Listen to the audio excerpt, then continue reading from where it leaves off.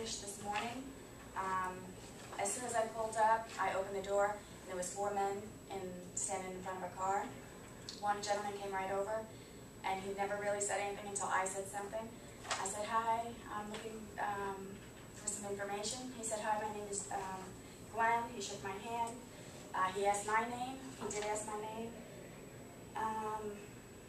I had told him what I was looking for. He didn't ask me. I had started telling him what I was looking for because he really didn't say anything.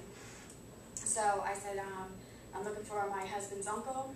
He was going to come in, and he's looking at a Ford Escape."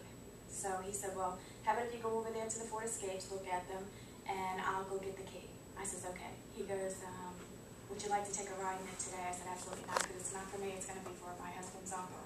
So he says, "Okay." So we went and got the key. The first thing he said, though, was, "Where is he from?" I said, "Jersey." And he said that there's a 50-state emissions. I don't know if anybody knows about that. I have no idea.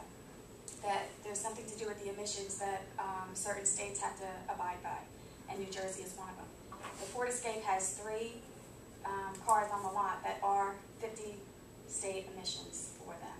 So he showed me all 3 of those. He showed me all about the rear view that has like a beeper system, like if you're going backwards, it'll stop you and all this other stuff. And he told me all about serious music. He did give me a lot of knowledge on it. He offered me, if I needed more information, to go to, it's on the card. He did give me his card, not until we went into the building. But the first thing he showed me was his family. He took out a picture of his family. So he said he didn't have a pen. I offered him my pen. So he started writing everything down. He did give me a little list of everything. He said, "I'm sorry about the mess," and I figured it's 9:30 in the morning, so they've only been there a couple of minutes. So I figured, okay, so that might have been from last night. He showed me all about his children. He did tell me that he wrote down the price and everything, but he did say, he didn't ask me about a trade. He didn't ask me about payments or anything like that, but he did say, will he be financing? And I said, "I'm not sure of that." I said, "I believe he's going to go to his credit union, so it might be cash or it might be financing." And what else did he say? So he started writing down a color, and he couldn't remember the color of the car. So he said, "If you don't mind, I'm going to walk outside and get the color." So when he came back with a manager. And I wrote down the manager's name on the card. I didn't bring that with me. But the manager came up to me and asked me if I was getting all the information. I said yes. He was very helpful and stuff like that. And he asked me where he was from, and I said he's going to be coming in from Jersey. So he was kind of like, he was feeling me out. I can almost tell that he knew I wasn't really there for that. So I did feel that. Would I buy a car from this person?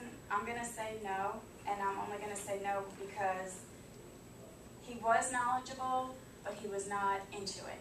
He was like, when we sat down, he says, "Yo," and he's looking at his candy bar in his desk, and he just really wasn't, to me, focused. He needed his coffee.